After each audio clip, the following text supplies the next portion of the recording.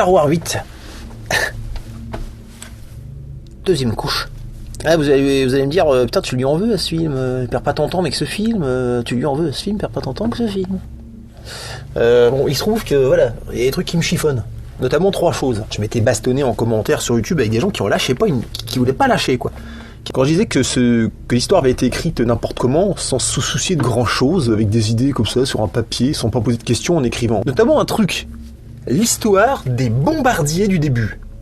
C'est l'occasion pour moi de mettre une chose au clair. C'est la différence entre une incohérence et une invraisemblance.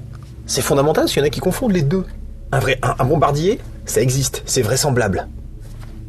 Par contre, utiliser un bombardier dans l'espace, ça c'est incohérent. Illogique. Je rappelle le concept d'un bombardier. Ça lâche des bombes par le ciel, voilà. Sur le sol, de l'adversaire, c'est mieux. Et si tu vas pas les lâcher chez toi. Par le principe de gravité. Donc il faut du sol et de la gravité. Alors il se trouve que dans l'espace, je veux bien vérifier, mais... Voilà, vérification. Voilà, pas de sol, pas de gravité. Donc là on a 2 choses qui manquent dans l'équation. On n'est pas bon les mecs. Donc le problème c'est pas la vraisemblabilité que le bombardier puisse exister. Il existe. C'est son utilisation qui pose problème. On n'enfonce pas des vis avec un marteau. Voilà, les objets ont une fonction. Ça a beau exister, c'est pas le problème. Ils ont beau avoir des sabres laser, ça les empêche pas de devoir quand même se servir de leur cerveau. Il me semble que quand vous mettez vos chaussures, vous faites vos lacets après avoir mis le pied dans la chaussure. Pas avant. Sinon c'est illogique. Tout simplement. Le lacet existe, la chaussure existe. Pourtant, mais vous venez de faire une chose incohérente, illogique. Et là c'est la même chose. Alors ça vous allez me dire c'est un détail de l'histoire, c'est pas important, Non, pour moi c'est fondamental. Les détails montrent à quel point, quand vous bâclez un détail, ça montre à quel point vous n'en avez rien à foutre de l'histoire. Ryan Johnson méprise son public quand il fait ça. Et le public refuse d'admettre qu'il s'est fait berner. Alors je sais pas, c'est probablement entêté quoi, de se dire non, c'est du génie, je l'ai dit au début, je n'ai pas envie de lâcher maintenant, je le dirai jusqu'à la mort. Oui, enfin bon, on n'avance pas les mecs, parce que là vous signez des films, mais ça continue à être mauvais, on va voir s'ils vont faire pour le neuf. En réfléchissant même 2 secondes, il y avait mieux à faire que ces putains de bombardiers de merde en première ligne. On aurait pu faire, je sais pas, par exemple, des roquettes à la Robotech. Pour ceux qui ont vu le dessin animé, qui se souviennent de ces assauts à base de roquettes, c'est très esthétique et c'est super efficace. Tiens, même, j'ai eu une idée. Ils auraient pu balancer des mines magnétiques pour faire un champ de mines dans l'espace, pour retarder l'adversaire. Comme ça, les T-Fighters peuvent pas passer dedans, sinon ils sont payés, ils se prennent une mine. En 2 secondes, j'ai déjà une meilleure idée qu'eux, c'est dingue. Ou alors tu inclines le bombardier, puis tu projettes les bombes vers avant. Mais va pas t'approcher comme ça à 20 mètres pour être au-dessus. T'as déjà au-dessus, en dessous, sur le côté, dans l'espace, il n'y a pas de dessus. Je vous le dis, voilà. Y a pas de... c'est filmé dans le sens là pour qu'on comprenne, mais en fait, on s'en fout dans l'espace. Bah ouais. Incline-toi de 90 degrés, projette les bombes. Ne va pas te suicider en avançant à 20 mètres. C'est une technique de combat qui insulte mon intelligence, quoi. On croirait une charge au sabre de 14-18 face à des mitrailleuses allemandes. Ils l'ont vraiment fait. Si, ils l'ont vraiment fait, les mecs. Ils pensaient que ça passait, mais c'est pas passé. Bah non, ça passe pas. Et je suis le seul que ça gêne. Je chipote. C'est vous qui avez la vue courte. Vous n'imaginez pas ce qu'on pourrait faire dans un univers correctement construit, avec des vraies règles, une vraie intelligence de calcul, de stratège. Vous vous satisfaisez de peu. Et d'ailleurs, les bombardiers sont tous détruits. Non seulement leur technique est nulle, mais ils se le prouvent à eux-mêmes en détruisant tous les bombardiers dès le début du film. Il n'y en a qu'un seul qui arrive à bombarder, et encore, il est en mission kamikaze.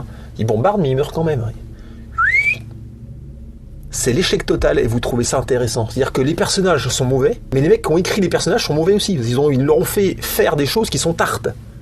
Parce qu'eux-mêmes sont tartes. Il y a des découplements de tartes. Je sais pas comment ça s'appelle comme sandwich. C'est une méga tarte. Le mec met des moon boots pour aller à la plage, et on crie au génie. C'est génial. Deuxième... Décidément, j'y arriverai pas. Deuxième truc qui me chipote toujours, le traitement de Luke. Je suis désolé, le traitement de Luke. Puis en général, des personnages qui ont un côté loser, très attachant, homme du quotidien, comme tout le monde, et tous les gens, c'est mieux. Je veux dire, Luke, c'est un personnage vieux, dépressif, neurasthénique, complètement désespéré et pas cohérent par rapport à son statut de Jedi. Alors, premièrement, il laisse une carte complexe pour qu'on le retrouve. Vous pouvez pas laisser une carte simplement, ou même donner son 06 à sa sœur, tu vois. Non, faut que ça soit compliqué, c'est mieux. Deuxièmement, qu'on le retrouve en apparent qu'en fait, qu'il voulait pas qu'on le retrouve. Donc là, ça... Ah, faut passer un scanner, là, je pense qu'il y a un problème dans le cerveau. Là, c'est du pathologique à ce moment-là. Et Troisio, hein, Tertio, Troisio. Tertio, le mec, laisse l'univers se démerder avec un de ses élèves qui a viré Darkseid par sa faute. Techniquement, il fout la merde et il se planque. Le gars, roi des lâches. C'est-à-dire, au moins, va régler le problème. Si t'as envie de te planquer, tu vas d'abord tuer Kylo Ren, tchac, et tu vas te planquer sur ton île, te morfondre dans ton désespoir et ton échec. Mais tu laisses pas les autres faire ça, parce que ça, c'est vraiment de ta faute. Mais il y a des gens qui trouvent le personnage respectueux de l'original. Oui, ils aiment ça. C'est l'inverse total de ce qu'il est censé être. Et là, ils répondent, mais justement, c'est ça qui est bien.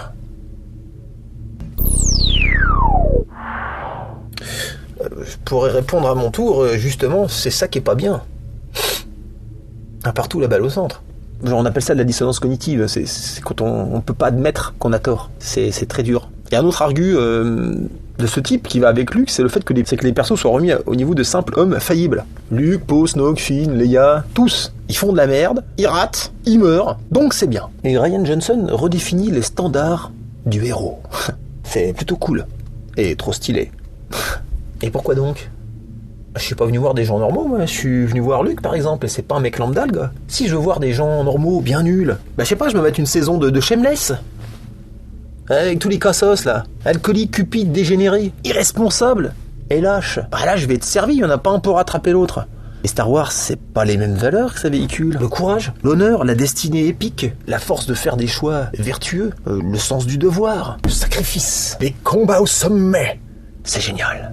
Troisième point, donc les bombardiers, les traitements des personnages, dont Luke.